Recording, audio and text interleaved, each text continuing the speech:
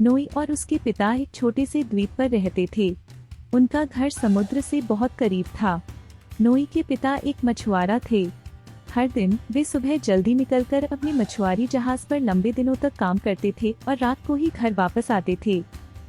एक रात उनके घर के चारों ओर एक भयंकर तूफान आया।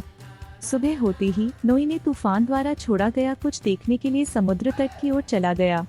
समुद्र तट के अलग अलग स्थानों पर चलते वक्त उसने दूरी में कुछ देखा। वह क्या है? उसने खुद से पूछा।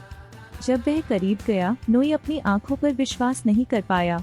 ओह मेरे! वह एक छोटा सा व्हेल है, उसने चीखा। समुद्र तट पर एक छोटा सा व्हेल पड़ा हुआ था। यह तूफान के कारण उतर आया होगा, नोई ने सोचा। उसे समुद्री व्हेल की मदद करने के लिए क्या कर सकता है, इसके बारे में सोचते सोचते नोई को कुछ याद आया। उसने भागते हुए घर जाकर एक बाल्टी लाई। उसने उस बाल्टी में समुद्र के पानी से भरकर व्हेल पर डाल दिया।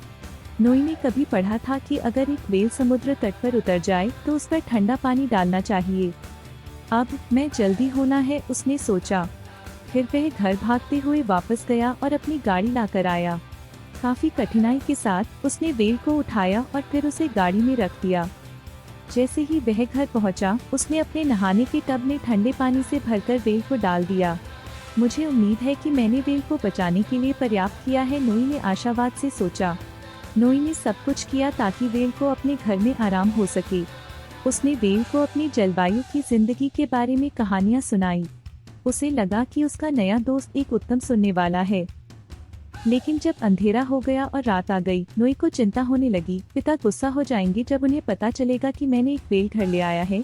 जब उसके पिता वापस आए, नोई ने सब कुछ पहले कुछ नहीं बताया। उसने पूरी शाम अपना राज छुपा रखा। वह व्हेल के लिए रात के खाने को भी चुपके से लाने में कामयाब हुआ।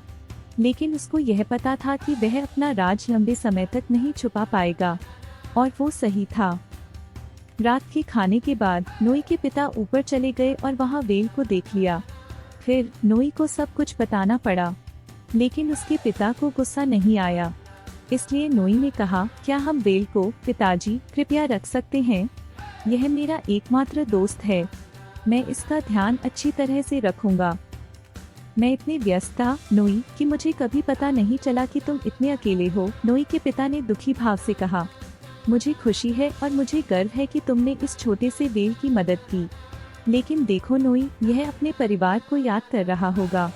हमें उसे समुद्र को वापस ले जाना चाहिए, उस जगह पर जहां वह सही है, उसने जोड़ा।